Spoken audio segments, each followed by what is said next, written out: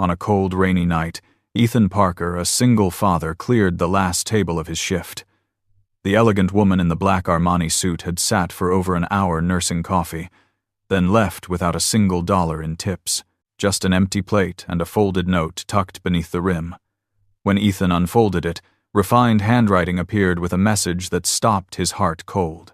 A billionaire left $0, but hidden underneath was something that could change everything for him and his little girl. The rain came down harder as Ethan refilled Joe's coffee for the third time that night.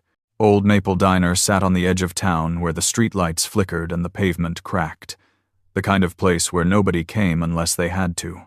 Friday nights brought the usual crowd. Truck drivers killing time before their next haul. Factory workers too tired to cook. College kids counting quarters for a cup of coffee that would last them 3 hours. Ethan had worked these tables for 5 years now. Before that, he wrote code for a software company downtown. Decent salary. Health insurance.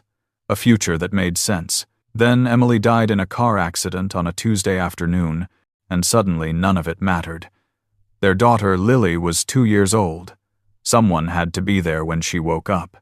Someone had to make breakfast and tie her shoes and read her stories before bed. Night shifts at the diner paid enough to keep the lights on, and it let him be a father during the hours that counted. He was 34 now, though some days he felt 50. His uniform was clean but worn thin at the elbows. His smile came easy because he had learned that kindness cost nothing. And in a place like this, it was the only currency that mattered. Most customers never bothered learning his name. He knew all of theirs. Joe sat at the counter, his trucker cap pushed back, telling a story about a load of refrigerators he had hauled to Montana in a blizzard. Ethan listened and nodded in the right places, though he had heard the story twice before. "You're gonna fall asleep at the wheel if you keep drinking, Joe," Ethan said, keeping his voice light. Joe waved him off but pushed the whiskey glass away. "You worry too much, kid. Someone has to." Over in booth 3, Sarah hunched over a textbook, her coffee long cold. She was maybe 19, studying nursing at the community college. Ethan had watched her count out coins more than once, her face going red when she came up short. Tonight, she ordered the cheapest thing on the menu. When he brought the check, he had already crossed out the total and written 0. "Ethan, I can't." "You can," he said quietly. "Pay it forward someday." She looked like she might cry. He moved to the next table before she could argue. At 9 o'clock, his phone buzzed in his pocket. He stepped into the kitchen where Marcus was scrubbing down the grill. "It's Lily," Ethan said. Marcus nodded without looking up. "Go ahead." Ethan answered on the second ring. "Hey, sweetheart. Daddy, I miss you." Her voice was small and sleepy. "When are you coming home?" "Not until late, baby. But Mrs. Henderson next door is right there if you need anything, okay?" "I know. I just wanted to say goodnight." Something in his chest pulled tight. "Good night, Lily. I love you." "Love you too, Daddy." He stayed there for a moment after she hung up, staring at the cracked tile floor. 5 years of this. 5 years of missing bedtime and school plays, and the sound of her breathing in the next room. Emily used to say he was the best father she knew. He wondered what she would think now. When he pushed back through the kitchen doors, he noticed the woman in the corner booth for the first time. She did not belong here. That much was obvious. Her suit was black and sharp, the kind that cost more than his rent. The watch on her wrist caught the fluorescent light. Her handbag sat on the seat beside her, leather so fine it looked soft even from across the room. She had been sitting there for over an hour. 1 cup of coffee, 1 slice of apple pie she barely touched. No phone in her hands. No book. Just sitting, watching. Ethan approached with the coffee pot. "Can I warm that up for you, ma'am?" She looked up.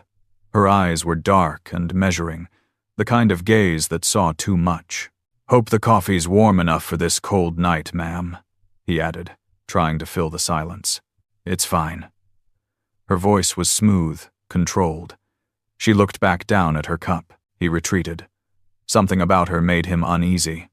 She did not fit here, and she knew it, but she stayed anyway. Across the diner, Joe was getting loud again. Ethan caught his eye, and Joe settled down, sheepish.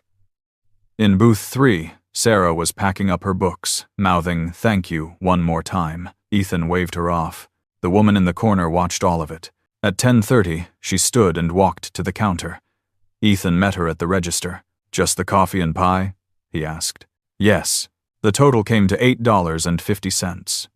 She handed him a credit card without a word. He ran it, gave her the receipt to sign. She signed it, left the merchant copy on the counter, and walked out into the rain. Ethan looked down at the receipt. The tip line was blank. $0. He felt the disappointment settle low in his gut, though he was not surprised. Rich people rarely tipped well. They thought the meal was enough. He folded the receipt and moved to clear her table. That was when he saw the envelope. It sat beneath the edge of the plate, white and crisp, folded once. On the outside, in precise handwriting, "For the waiter who remembers names." Ethan picked it up. His hands were shaking, though he could not say why. Inside was a single sheet of paper and a business card. The paper read, "I need to see you. This is not charity. This is a proposal. Come to Hale Industries tomorrow at 10 in the morning. Ask for Victoria Hale. Don't ignore this." The business card was heavy stock, embossed lettering. Victoria Hale, CEO, Hale Industries. He knew that name. Everyone did. She was in the news constantly. Forbes had ranked her among the richest self-made women in the country. Tech industry, philanthropy, the kind of person who moved through the world like she owned it.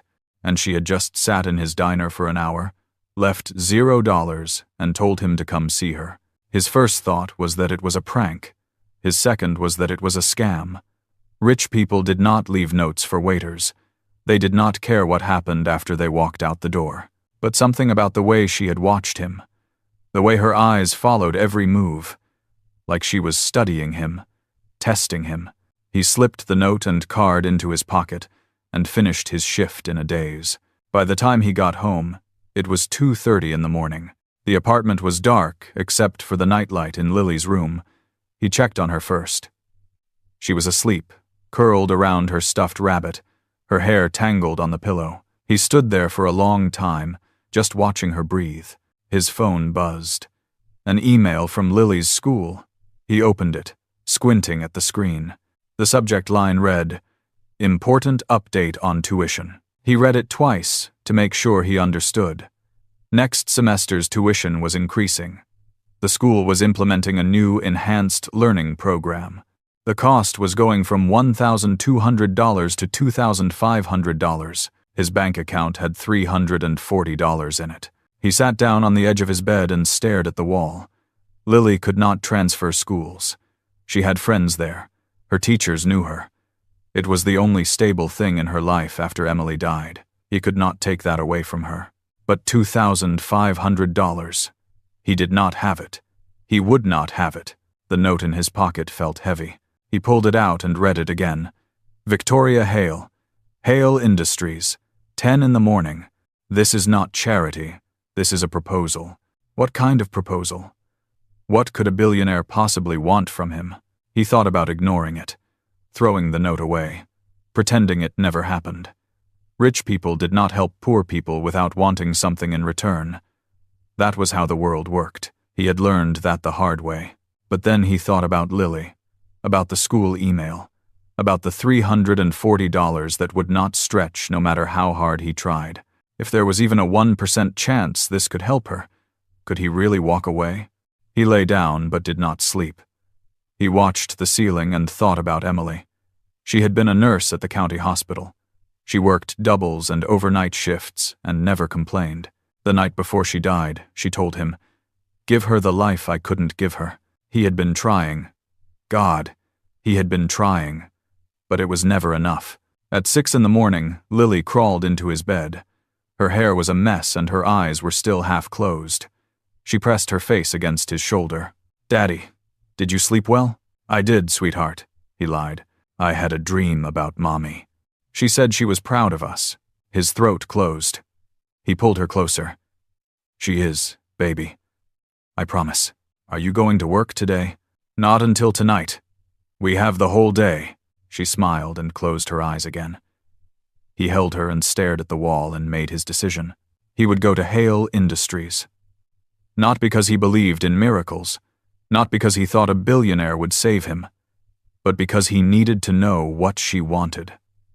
Why she had sat in that diner for an hour, why she had watched him, why she had left that note, and maybe, just maybe, because refusing to try felt like giving up, and he had promised Emily he would never do that.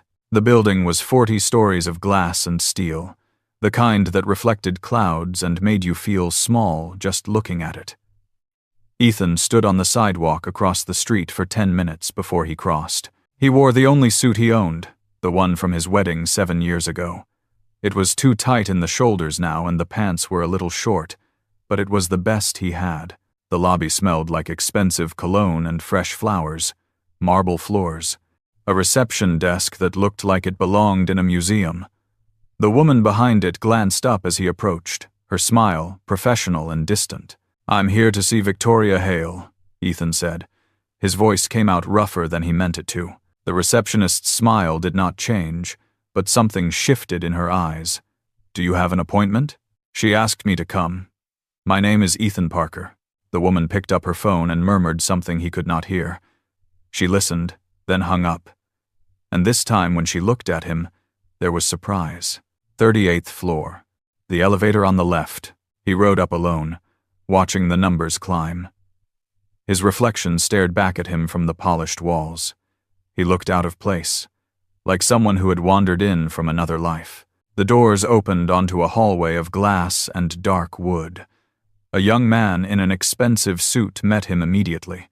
"Mr. Parker, right this way." They walked past offices where people sat at computers worth more than his car, past conference rooms with views that stretched to the horizon. The assistant stopped at a set of double doors at the end of the hall and knocked twice before opening them. "Mr. Parker is here." Victoria Hale stood behind a desk that could have fit his entire apartment. The office was massive and minimal, all clean lines and natural light. Windows ran from floor to ceiling, overlooking the city like a kingdom. She wore a different suit today, charcoal gray, and her hair was pulled back in a way that made her look sharper. "Thank you, David," she said to the assistant, who nodded and left, closing the doors behind him. Victoria gestured to the chairs across from her desk. "Please, sit." Ethan sat. She did not sit immediately. Instead, she walked to a small table near the window where a coffee maker sat, the expensive kind that ground beans fresh. "Coffee?" she asked. "Sure." She made 2 cups in silence, then brought them both to the desk and sat across from him. It was strange, watching a billionaire pour coffee. He had expected her to have someone do it for her. "Thank you for coming," Victoria said. Her voice was calm, controlled. "I wasn't sure you would." Ethan wrapped his hands around the cup. It was warm and solid. "With all respect, Miss Hale, why am I here? And why the $0 tip?" She took a sip of her coffee, then set it down carefully. "The tip was a test. I needed to see how you'd react to being overlooked." Something hot flared in his chest. "You tested me? Like some kind of experiment?" "Yes." She did not look away. "And you passed. You didn't curse me, didn't complain to your coworkers, didn't even frown. You just said thank you and wished me a good night." Ethan stood up. The chair scraped against the floor. "I don't know what kind of game this is, but I'm not interested." "It's not a game." Victoria's voice stayed level. "Sit down. Please." He stayed standing. "I came here because I thought maybe you needed something, that maybe this was real, but you're just bored. You wanted to see what the poor waiter would do. I need someone who treats people with dignity, regardless of their status." Victoria stood as well, meeting his eyes. "I've been looking for months. I watched you for an hour in that diner. The way you handled the drunk driver, the college girl who couldn't pay, the phone call with your daughter. You were kind when no one was watching. That's rare. So you insult me to prove a point? I test you to make sure you're real." She walked around the desk, closer now. "I'm offering you a job. Community outreach manager for a project I'm launching. $75,000 a year. Full benefits. And a scholarship for your daughter at one of the best private schools in the state. The number hit him like a physical thing. 75,000. He made 23, working 60 hours a week. What do you want from me? His voice came out quieter than he meant. I'm just a waiter. I don't have a degree in community outreach. I don't have connections. What could I possibly do for you? You've been there. Victoria returned to her desk and picked up a folder. You know what it's like to work 2 jobs and still come up short. To smile at people who don't see you. To make choices no one should have to make. I need someone who won't treat struggling families like charity cases. Someone who'll see them as people. She handed him the folder. He opened it. Inside were documents, spreadsheets, photographs. The header on the first page read, Second Chances Initiative. He read through it slowly. A program for single parents in difficult circumstances. Job training, placement assistance, childcare support, educational grants for their children. The budget was in the millions. You want me to run this? I want you to help build it. To make sure it actually helps people instead of just making me feel good. Victoria sat back down. You have 3 days to think about it. If you say yes, you start in 2 weeks. Ethan closed the folder. His hands were shaking. This is too much. There has to be a catch. The catch is that you'll work harder than you've ever worked. That you'll carry the weight of knowing that families are depending on you. That you'll have to make decisions that affect real lives. She met his eyes. If that sounds easy, then you're not the right person. He wanted to say yes. God, he wanted to say yes. Lily's school bill, the overdue electric, the car that needed new brakes. $75,000 would change everything, but nothing was free. Not like this. Not from people like her. I need to think about it, he said. Victoria nodded. 3 days. You have my number. He left the folder on her desk and walked out. His hands did not stop shaking until he was back on the street. That night at the diner, he told Marcus about the meeting. They were in the kitchen during the dinner rush, steam rising from the industrial dishwasher. Marcus was 50, had worked kitchens his whole life, and had seen enough of the world to be suspicious of everything. Rich people don't give, Ethan. They buy. Marcus scraped the grill with hard, angry motions. What do you think she wants to buy from you? I don't know. That's what scares me. Jenny, one of the other servers, pushed through the doors with a tray of dirty plates. She was maybe 25, working her way through cosmetology school. I heard about Hale, she said. My cousin worked for one of her companies. She's ruthless in business. Fires people without blinking. You sure you want to get involved with someone like that? Ethan leaned against the counter. The doubt that had been growing all day wrapped tighter around his chest. I don't know what I want. You want to take care of your kid, Marcus said, softer now. We all get that. Just make sure you're not trading one kind of broke for another. After his shift, Ethan picked up Lily from Mrs. Henderson's apartment next door. The older woman waved away his thanks like always. Lily was tired, rubbing her eyes as they walked the 2 blocks home. Can we stop at the store, Daddy? I need pencils for school. They went to the 24-hour grocery on the corner. The fluorescent lights were too bright, and the floor was sticky.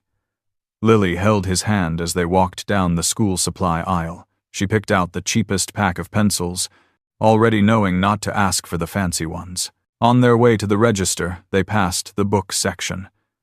Lily stopped, her eyes catching on a colorful cover. It was a kid's science book, filled with pictures of planets and animals and the human body. $15. Daddy, can I... She stopped herself, looking up at him. Never mind. I can get it from the library.